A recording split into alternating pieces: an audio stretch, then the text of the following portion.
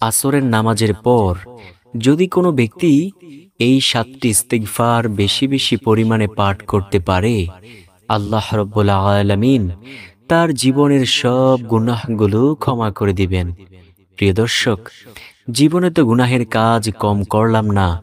প্রতিটি সেকেন্ড, প্রতিটি মুহূর্তে, প্রতিটি ক্ষণে ক্ষণে শুধু গুনাহের কাজ করেই চলছি।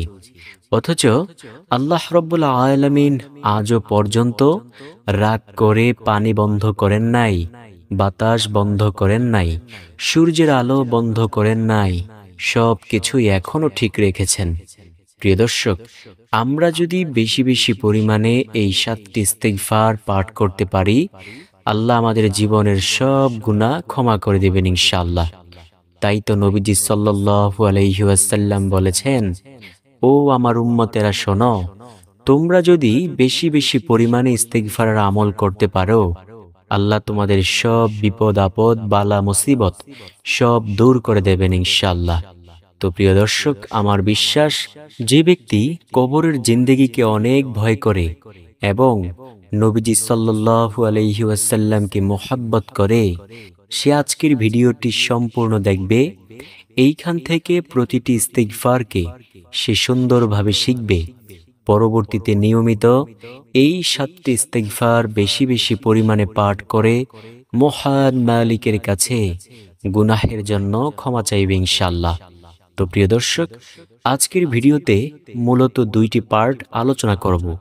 প্রথম পার্টে আলোচনা করব ইস্তিগফারের ফজিলত সম্পর্কে, দ্বিতীয় পার্টে আলোচনা করব কোন সেই 7টি ইস্তিগফার সেই সম্পর্কে।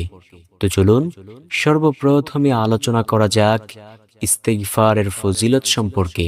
হযরত আলী রাদিয়াল্লাহু তাআলা আনহুর কাছে এক ব্যক্তি আয়েশা বলল, ও আলী, আচ্ছা আমাকে বলুন তো ওই ব্যক্তি সম্পর্কে যে ব্যক্তি গুনাহের কাজও করে, আবার তাওবা করে, আবার তাওবা ভেঙে ফেলে, আবার পুনরায় গুনাহ করে, আবার তাওবা করে, ওই ব্যক্তির কি করা উচিত?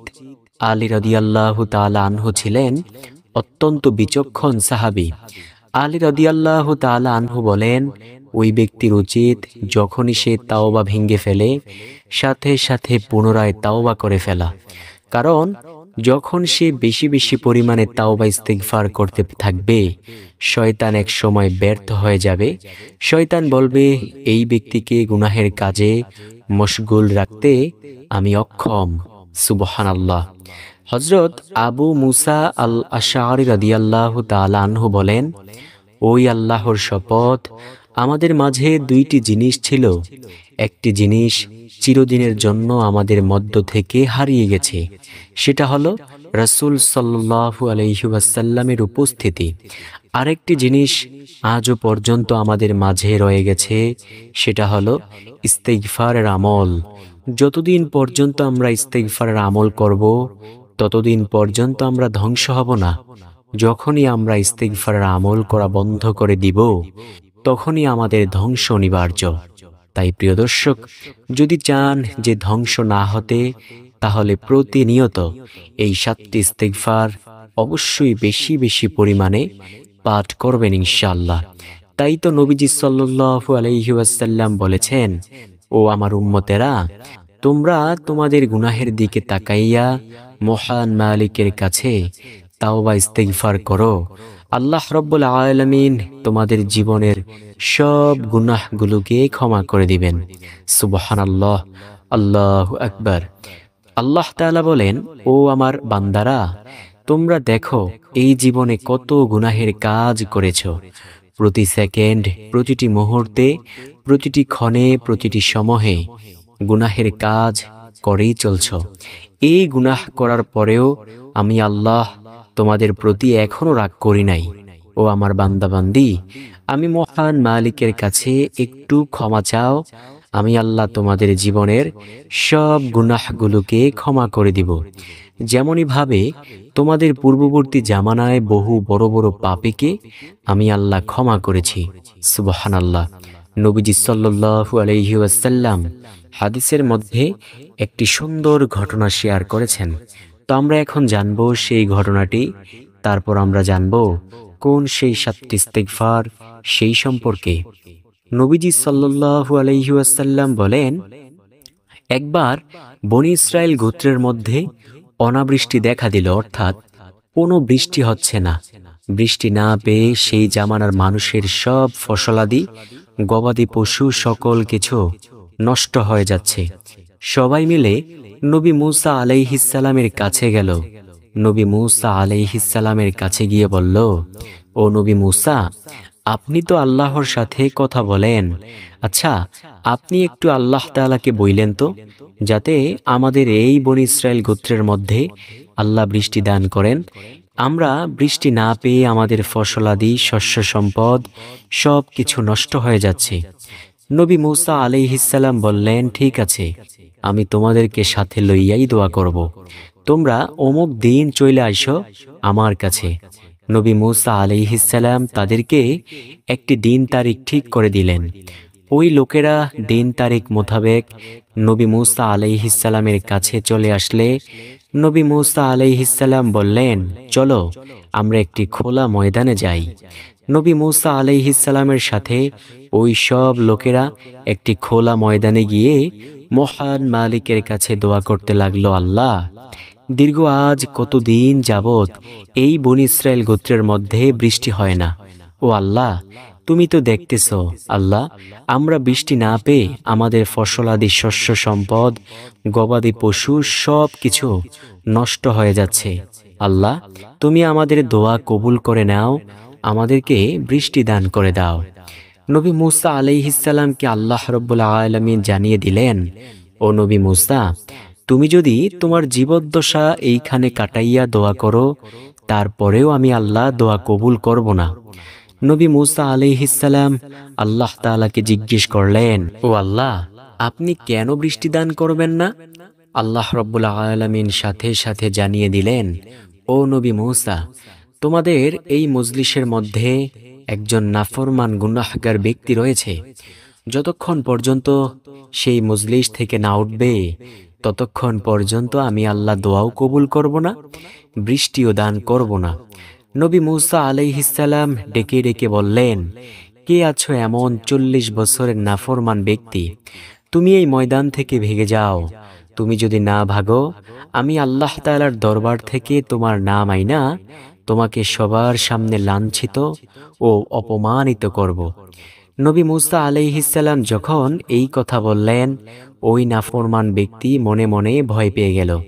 সে তখন ভাবতে লাগলো, হায়রে, এখন যদি আমি উঠে যাই তাহলে তো সবার সামনে আমাকে বেইজ্জতি হতে হবে। আবার যদি না উঠি, নবী মূসা আলাইহিসসালাম যদি আল্লাহ তাআলার পক্ষ থেকে না মাইনা সবার সামনে আমাকে বেইজ্জতি করে উঠায়, তাহলেও তো আমি লাঞ্ছিত, অপমানিত হব। না, আমাকে কোনো একটা কিছু করতে হবে। তখন সে কোনো দিশা না পেয়ে সে চক্ষু দুইটা নিচে দিল। চক্ষু দুইটা নিচে দিয়ে ফোঁটায় ফোঁটায় পানি ফেলে কান্না করে মহান মালিকের কাছে বলতে লাগলো, আল্লাহ, দীর্ঘ আজ 40 বছর ধরে এমন নাফরমানি গুনাহের কাজ আমি করে আসছি। আজও পর্যন্ত আপনি রাগ করে পানি বন্ধ করেন নাই, বাতাস বন্ধ করেন নাই, সূর্যের আলো বন্ধ করেন নাই, মানুষের সামনে আমার গুনাহগুলো প্রকাশ করেন নাই। যদি মানুষের সামনে আরো আগে আমার গুনাহগুলো প্রকাশ করে দিতেন, তাহলে আমার কোনো উপায় থাকতো না। সমাজের মানুষগুলো দূর দূর করে আমাকে সমাজ থেকে তাড়িয়ে দিত। আল্লাহ, আপনি তো এমনটা করেন নাই। আজকে আপনি কেন এমন রাগান্বিত হলেন? আল্লাহ, আমি আপনার সাথে ওয়াদা দিলাম, আমি তাওবা করলাম, আমি আর জীবনেও এই নাফরমানি গুনাহের কাজ করব না। নবী মূসা আলাইহিসসালাম হঠাৎ করে দেখলেন ওই আকাশটা মেঘাচ্ছন্ন হয়ে গেল, বজ্রপাত করা শুরু হলো এবং মুষলধারে বৃষ্টি পড়া শুরু হয়ে গেল। সবাই বলাবলি করতে লাগলো। নবী মূসা আলাইহিসসালাম বলল যে ওই নাফরমানি ব্যক্তি যতক্ষণ পর্যন্ত না উঠবে ময়দান থেকে, ততক্ষণ পর্যন্ত আল্লাহ দোয়াও কবুল করবে না, বৃষ্টিও দান করবে না। কিন্তু ওই ব্যক্তি তো ময়দান থেকে উঠল না। আমরা সবাই তো তাকিয়ে তাকিয়ে রইলাম, কিন্তু কাউকে তো ময়দান থেকে উঠতে দেখলাম না। তো আল্লাহ তাআলা কি ওয়াদা ভঙ্গ করলেন? নবী মূসা আলাইহিসসালাম কি আমাদের সাথে মিথ্যা কথা বললেন? নবী মূসা এই কথা শুনতে পেয়ে আল্লাহ রাব্বুল আলামিনকে জিজ্ঞেস করল, আল্লাহ, তোমার এই কাজ আমার কিছুই মাথায় ঢোকে না। তুমি তো বললে যে ওই নাফরমানি ব্যক্তি যতক্ষণ পর্যন্ত এই মজলিস থেকে না উঠবে ততক্ষণ পর্যন্ত তুমি বৃষ্টি দান করবে না, কিন্তু সে তো এই মজলিস থেকে উঠে নাই, তো তুমি তো বৃষ্টি দান করে দিলা, এর কারণ কি? আল্লাহ রাব্বুল আলামিন বলেন, ও নবী মূসা শোনো, আমি যার কারণে বলেছিলাম বৃষ্টি দান করব না, আমি তার কারণেই বৃষ্টি দিয়ে দিয়েছি। সুবহানাল্লাহ। শোনো, তোমরা যখন তাকে ভয়ভীতি দেখিয়েছ, সবার সামনে লাঞ্ছিত অপমানিত করার ভীতি দেখিয়েছ, তখন সে আমি মহান মালিকের কাছে চোখের পানি ফেলে ফেলে আমি আল্লাহর কাছে সে কান্না করেছে। আমি আল্লাহর কাছে সে বলেছে সে আর জীবনেও এমন গুনাহের কাজ করবে না, তাই আমি তাকে ক্ষমা করে দিয়েছি এবং তোমাদের এই মজলিসের মধ্যে বৃষ্টি দান করে দিলাম। সুবহানাল্লাহ, আল্লাহু আকবার। যুগে যুগে এমনই ভাবে বহু বড় বড় পাপীকে আল্লাহ সুবহানাহু ওয়া তাআলা ক্ষমা করেছেন। আমাদেরকে কেন ক্ষমা করবেন না? আমরা তো আখির নবীর উম্মত। সর্বপ্রথম নাম্বার যে ইস্তিগফারের কথা বলবো, সেই ইস্তিগফারটি হলো রব্বি গিফিরলি ওয়া আতুবু আলাইয়া ইন্নাকা আনতাত তাওয়াবুর রহিম। আমি আবার বলছি, রব্বি গিফিরলি ওয়া আতুবু আলাইয়া ইন্নাকা আনতাত তাওয়াবুর রহিম। নবীজি সাল্লাল্লাহু আলাইহি ওয়াসাল্লাম বলেন, ও আমার উম্মতেরা শোনো, আমি নবী দৈনিক ৭০ বারের অধিক, কোন রাওয়ায়াতে এসেছে ১০০ বার তাওবা ইস্তিগফার করি। প্রিয় দর্শক, একটা বার একটু ভাইবা দেখেন তো, যেই নবীর কোনো গুনাহ নেই, যেই নবী একেবারে নিষ্পাপ বেগুনা মাসুম, এমন মায়ার নবী যদি দৈনিক ১০০ বার তাওবা ইস্তিগফার করতে পারে, আমাদের তো গুনাহের কোনো শেষই নেই। যেদিকেই তাকাই সেদিকেই দেখি শুধু গুনাহ আর গুনাহ। এমতো অবস্থায় আমাদের কি পরিমাণ তাওবা ইস্তিগফার করা দরকার প্রিয় দর্শক, একটা বার কি ভেবে দেখেছেন? তাই আমরা বেশি বেশি পরিমাণে বলবো, রব্বি গিফিরলি ওয়া আতুবু আলাইয়া ইন্নাকা আনতাত তাওয়াবুর রহিম। কান্না করে করে মহান মালিকের কাছে গুনাহের জন্য ক্ষমা চাইব, আল্লাহ জীবনের সব গুনাহগুলো ক্ষমা করে দিবেন। নবী মুহাম্মদ সাল্লাল্লাহু আলাইহি ওয়াসাল্লাম বলেন, এক ফোঁটা চোখের পানি গোটা জাহান্নামের আগুন নিভানোর ক্ষমতা রাখে। সুবহানাল্লাহ, আল্লাহু আকবার। তাই কান্না করে করে মহান মালিকের কাছে গুনাহের জন্য ক্ষমা চাইব, আল্লাহ জীবনের সব গুনাহগুলো ক্ষমা করে দিবেন। দ্বিতীয় নম্বর যে ইস্তিগফারের কথা বলবো, সেই ইস্তিগফারটি হলো প্রত্যেক দিন পড়বেন আস্তাগফিরুল্লাহ, আস্তাগফিরুল্লাহ, আস্তাগফিরুল্লাহ। সাহাবায়ে কেরাম রাদিয়াল্লাহু তাআলা আলাইহিম আজমাইন বলেন, নবীজি সাল্লাল্লাহু আলাইহি ওয়াসাল্লাম যখন প্রত্যেক ফরজ নামাজের পর সালাম ফিরাইতেন, তিনি ৩ বার বলতেন আস্তাগফিরুল্লাহ, আস্তাগফিরুল্লাহ, আস্তাগফিরুল্লাহ। তাই আমরাও যখন প্রত্যেক ফরজ নামাজের পর সালাম ফিরাইব, ৩ বার বলবো আস্তাগফিরুল্লাহ, আস্তাগফিরুল্লাহ, আস্তাগফিরুল্লাহ। রব্বুল আলামিন আমাদেরকে নেক হায়াত দান করবেন ইনশাআল্লাহ। তৃতীয় নাম্বার যে ইস্তিগফারের কথা বলবো, সেই ইস্তিগফারটি হলো রব্বানা যালামনা আনফুসানা ওয়া ইল্লাম তাগফির লানা ওয়া তারহামনা লানাকুনান্না মিনাল খাসিরিন। আমি আবার বলছি, রব্বানা যালামনা আনফুসানা ওয়া ইল্লাম তাগফির লানা ওয়া তারহামনা লানাকুনান্না মিনাল খাসিরিন। আমাদের আদিপিতা আদম আলাইহিস সালাম ও আদিমাতা আম্মাজান হাওয়া আলাইহিস সালাম যখন জান্নাতি ফল খেয়ে ভুল করে বসলেন, নিষিদ্ধ ফল খাওয়ার কারণে আল্লাহ তাদেরকে জান্নাত থেকে দুনিয়ায় পাঠিয়ে দিয়েছেন। একজনকে পৃথিবীর এ মাথায়, আরেকজনকে পৃথিবীর আরেক মাথায়, দুজন দু মাথায় থেকে দীর্ঘ ৩৫০ বছর অঝোর ধারায় কান্না করেছেন।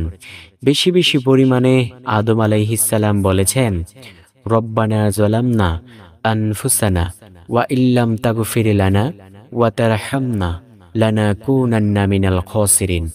দয়াময় রব্বুল আলামিনের কাছে এই দোয়াটা এতটাই পছন্দ হয়েছে যে আল্লাহ সুবহানাহু ওয়া তাআলা পবিত্র কোরআনুল কারীমের একটি আয়াত হিসেবে এটাকে দিয়ে দিয়েছেন।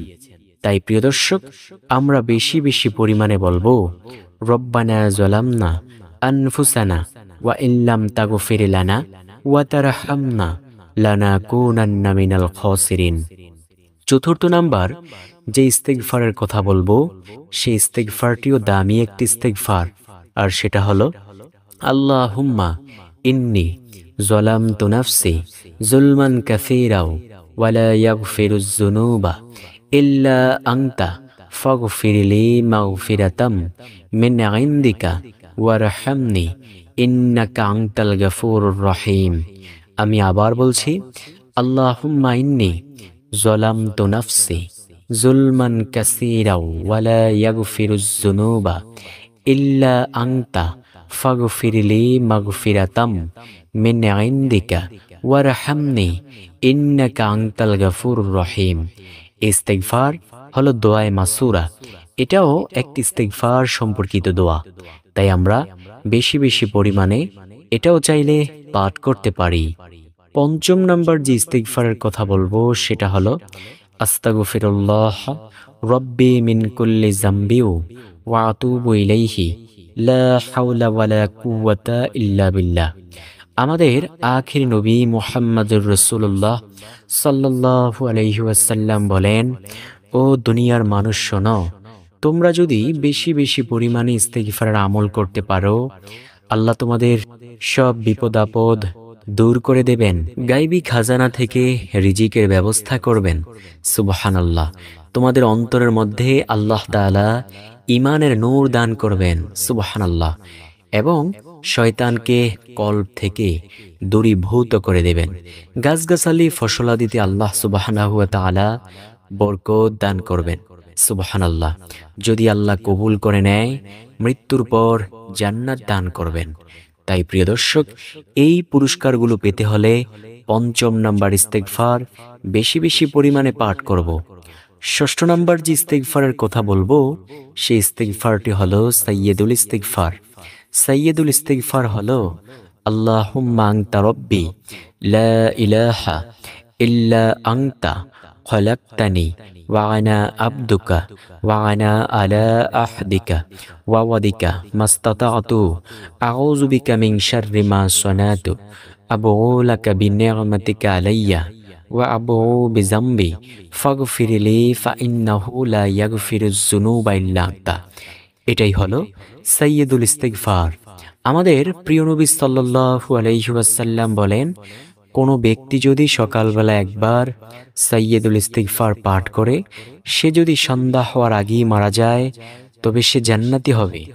আবার কোনো ব্যক্তি যদি সন্ধ্যাবেলা একবার সাইয়্যিদুল ইস্তেগফার পাঠ করে, সে যদি সকাল হওয়ার আগেই মারা যায়, তবে সেও জান্নাতি হবে। সুবহানাল্লাহ। বুঝতে পেরেছেন প্রিয় দর্শক, কত দামি একটি ইস্তেগফার হলো সাইয়্যিদুল ইস্তেগফার। তাই সকাল সন্ধ্যা নিয়মিত এই ইস্তেগফার পাঠ করার মতো চেষ্টা করব। আল্লাহ আমাদেরকে সেই তৌফিক দান করুক। সর্বশেষ নাম্বার যে ইস্তেগফারের কথা বলবো, ওই ইস্তেগফারটিও দামি একটি ইস্তেগফার। আপনি চাইলে প্রতিনিয়ত পাঠ করতে পারেন। আমরা যখন শুয়ে থাকি, কোনো কাজ থাকে না, জবানটা নাড়ায়া নাড়ায়া বলতে পারি, আস্তাগফিরুল্লাহ আল্লাযী লা ইলাহা ইল্লা হুয়াল হাইয়ুল কাইয়্যুম ওয়া আতুবু ইলাইহি লা হাওলা ওয়ালা কুওয়াতা ইল্লা বিল্লাহ। এটাই হলো সর্বশেষ নাম্বার ইস্তেগফার। তো প্রিয় দর্শক, আশা করব ভিডিওটি আপনাদের কাছে অনেক বেশি উপকারী হবে।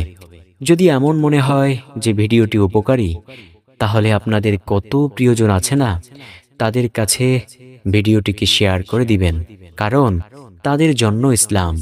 নবীজি বলেন, এই দুনিয়াতে যত মানুষ জন্মগ্রহণ করলো, যত বাচ্চা জন্মগ্রহণ করলো, সবাই দ্বীন ইসলামের উপরই জন্মগ্রহণ করেছে, কিন্তু তাদের পিতামাতা তাদেরকে মুশরিক বানিয়ে ফেলে একটু বড় হওয়ার পর। তাই প্রিয় দর্শক, সবার কাছেই ভিডিওটিকে শেয়ার করতে ভুলবেন না।